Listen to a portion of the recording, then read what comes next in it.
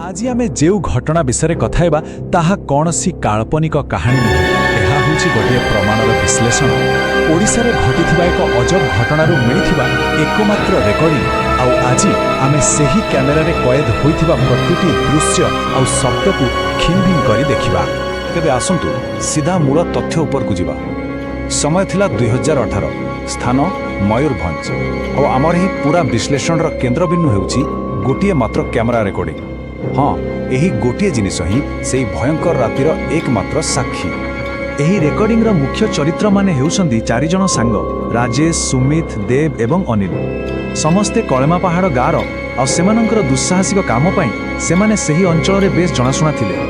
एही युवक मानंक विषय रे टिकेट जानिबा बहुत जरूरी। स्थानीय लोकंक कहिबा अनुसारे एमानंक भितरे विपद सह खेलिबार गोटे निशा थिला। सेमानंक विषय रे सबु बेले गोटे कथा सुनिबाकू मिलुथिला, एही 4 जण दिने ना दिने किछि गोटे बड़ अघटन घटेइबे। एइटा केवल गोटे कथा नथिला, बरं एहा ही सेमानंकू सेही रातिरे सेही घंच जंगल भितरकू टाणी नेथिला।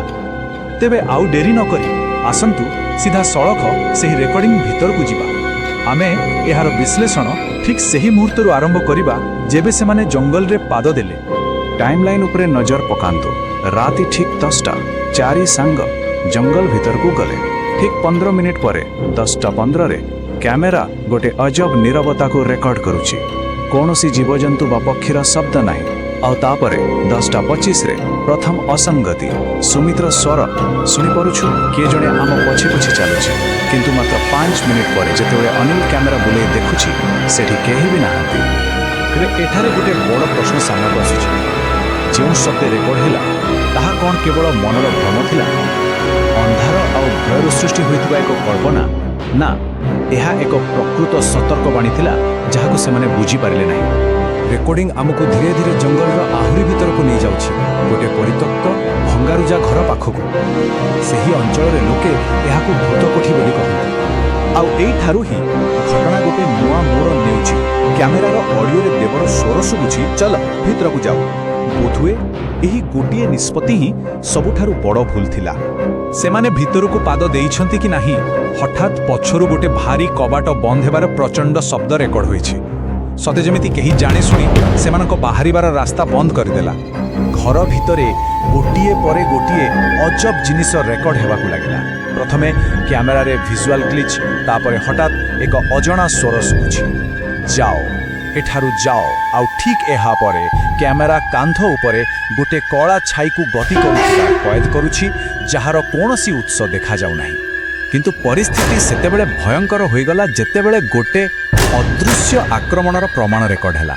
अनिल रो भयभीत चित्कार शुभुछि, आ ता सहित ता देहरे हठात किछि रामपुड़ा दाग सृष्टि हेउथिबार दृश्य कैद होई जाउछि। एई आक्रमण भितरे सुमितर पार्टी शुभुछि, चल एठारू पळाऊ। आउ सबुठु आश्चर्यर कथा, ठीक सेटिकी बेले सेई बंद कबाटटी निजे निजे खोली जिबार शब्द पुणी तरे रेकर्ड होइछि, जेमिति सेमानकु सेठारू जिबाकू सुजोग दियागला। किंतु सबुठारू गुरुत्वपूर्ण आ भयंकर प्रमाण घर भितरु नुहे, बरं सेठारू दौड़ी पळे आसिबार शेष मुहूर्त रे कैद होइथिला। दौड़िबा बेले सेमाने पछकु चाहिथिले, आउ सेही समय रे कैमेरा किछि क्षण पई गोटे आकृति को धरि पकेइथिला। रेकर्डिंग रो विश्लेषण कहूछि सेटा गोटे लंबा कला आकृति, आखि दुईटा लाल आउ मुहरे गोटे अजब अस्वाभाविक हस। एहा ही थिला सेही रातिर शेष एवं सबुठारू स्पष्ट साक्ष्य। किंतु घटनार प्रकृत सत्य सेतेबेले जना पड़े जेतेबेले सेही रेकर्डिंग रो फ्रेम बाय फ्रेम विश्लेषण करागला, एक चमकाई देबा भली तथ्य सामने आसिला।